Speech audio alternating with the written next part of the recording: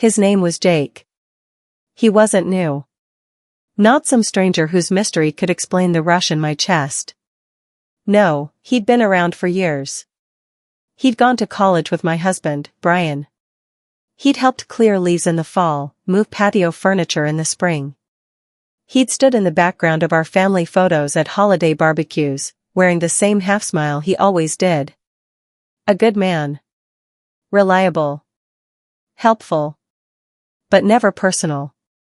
Not until that night. That night wasn't supposed to be remarkable. Jake was just there to fix the laundry room vent, a small job Brian had mentioned in passing over dinner 2 nights before. "It's rattling again," Brian had said, not even looking up from his phone. "I'll ask Jake to swing by after work. He owes me one." Just a casual favor from a family friend. That's all it was meant to be. But favors don't usually leave you standing still in your own house, pretending you don't notice how close someone's standing behind you. The storm started just after dusk. One of those slow-building summer tempests that smell like wet earth and static before they even arrive. By the time Jake pulled into our driveway, the rain was coming down in sharp diagonal streaks, slapping against the siding, pooling in the gutter that Brian had been meaning to fix for months. He came in shaking droplets from his hair, his gray t-shirt clinging to his shoulders. I noticed his hands first, calloused, steady, holding a stack of clean towels like he wasn't in a rush to set them down. "Where's the dryer?" he asked, his voice low, almost casual. I pointed to the corner of the laundry room. The air smelled faintly of fabric softener and rain-soaked pavement. I told him I didn't need help lifting the basket, but he didn't leave. Just stayed there, quiet, as if the silence was its own kind of conversation. It wasn't uncomfortable. If anything, it felt warm. Familiar. And I realized, with a small pang I tried to ignore, that my home hadn't felt that way in a long time. Brian and I had been married for over 12 years. 2 years ago, something shifted.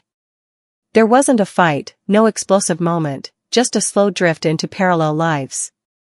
We coexisted. Shared space, shared bills, shared the small logistics of life, but not each other. Our conversations were checklists. Our touches were functional. Sometimes I'd lie in bed next to him and feel lonelier than I did before I ever knew his name. That kind of loneliness, the kind that sits beside you, breathing your air, changes you in ways you don't notice until something, or someone, wakes you up. So when Jake's fingers brushed the back of my shirt that night, deliberate but gentle, I didn't move away. I should have. But I didn't. Instead, I let my weight lean into the edge of the machine, the heat from the dryer buzzing up through my spine. He stepped closer, close enough that his breath touched the side of my neck.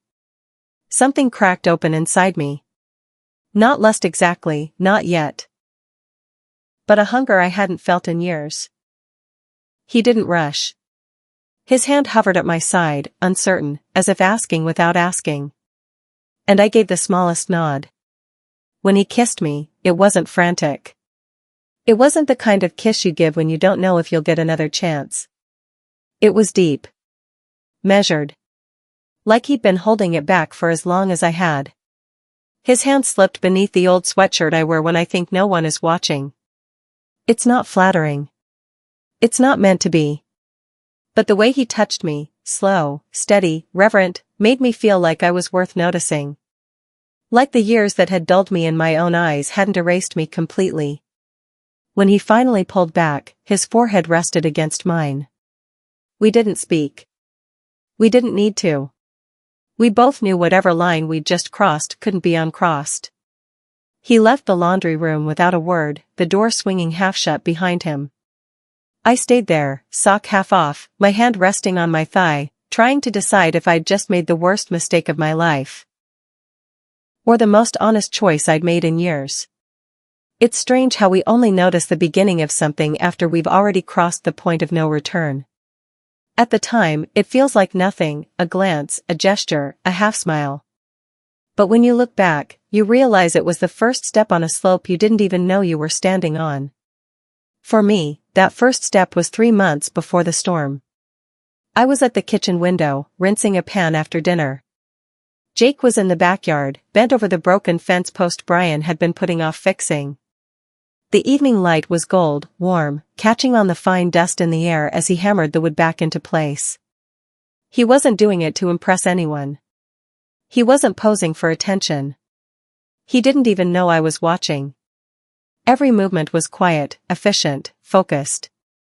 Brian had been home, but he was inside on a conference call, pacing the living room while Jake worked alone outside. I remember thinking how different they seemed. Brian's voice quick, clipped, impatient through the phone, while Jake's hands moved in steady rhythm, as though the work was its own reward. When he finished, Jake didn't come to the door to tell me it was done. He just wiped his hands on a rag, gave a small satisfied nod to himself, and left. I didn't even say thank you. But I thought about it that night in bed, the image of him working under that fading light, his shirt stuck to his back from the heat.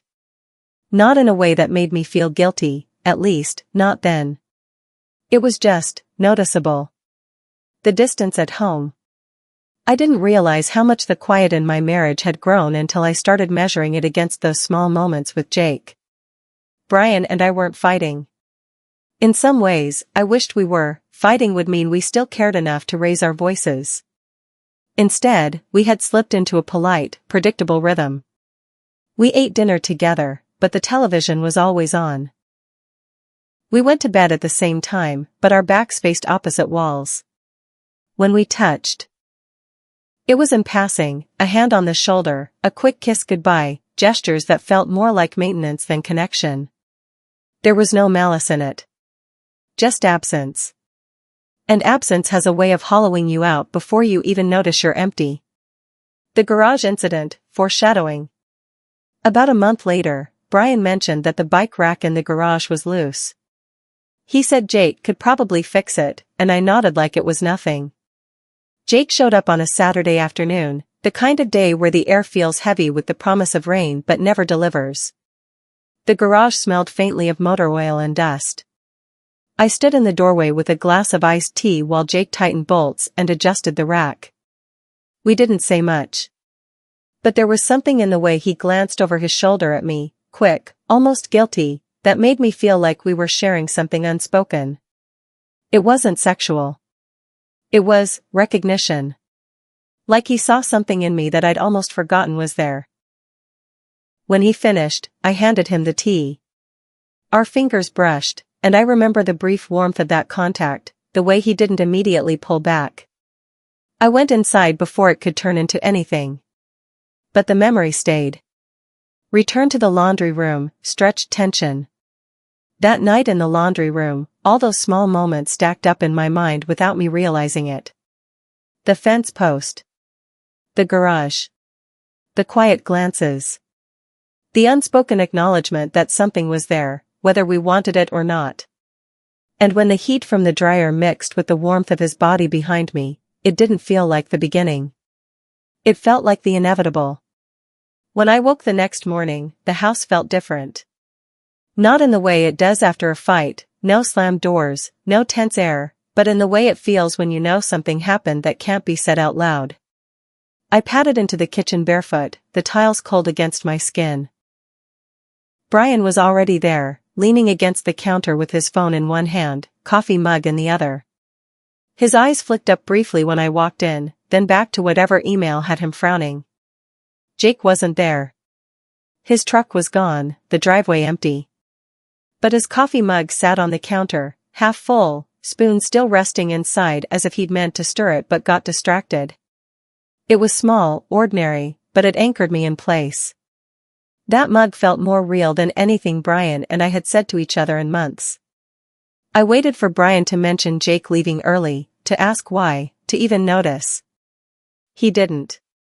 He didn't notice that I hadn't made the eggs like I usually did on weekends.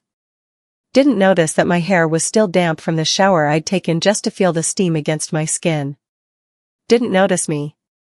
We sat across from each other, sipping coffee, the silence between us filled only by the faint ticking of the kitchen clock. The shower. Later, when I stepped into the shower, the water hit hot against my shoulders. I closed my eyes and let my fingers rest along my ribs. Right there, that's where Jake's hand had paused the night before, just long enough for me to feel the weight of his attention. His fingertips had traced the faint scar along my side, one I'd stopped thinking about years ago. Brian had never once touched it like that, like it was worth remembering. I pressed my palm against it now, feeling the ghost of his touch. The water was hot, but my skin prickled with something colder, the realization that it wasn't just Jake I wanted. It was what he gave me in that moment, the feeling of being seen. Return to routine. The week that followed should have erased him. Life went on as it always did. Bills to pay. Groceries to buy. Emails to answer. Brian and I moved through the days like clock hands on separate faces, occasionally aligning for a task, then swinging apart again. But in quiet moments, rinsing a plate, folding a towel, locking the back door at night, I'd think of Jake's hand on my side. Not the kiss, not even the closeness. Just the way he'd looked at me before touching me, as if asking permission without speaking. That look stayed. The second encounter, garage. 2 weeks later, Brian mentioned the bike rack again. It's still loose. You should call Jake, he said, tapping out a message on his phone without looking up. And just like that, the door was open. Jake arrived on a Tuesday evening, sunlight still bright but the air carrying a cool edge that hinted at autumn. He wore a navy work shirt, sleeves rolled to his elbows, a smudge of grease near his wrist. I brought him a soda this time instead of iced tea, the can sweating in my palm as I walked toward him. He took it slowly, his fingers wrapping around mine for just a beat longer than necessary. We didn't smile. We didn't have to. The air between us already carried the memory of the laundry room. When I told him there was a box in the hall I needed help moving, I didn't mention that it wasn't heavy. I didn't mention that I could have carried it myself. And when he followed me inside, I didn't need to look over my shoulder to know exactly what was going to happen.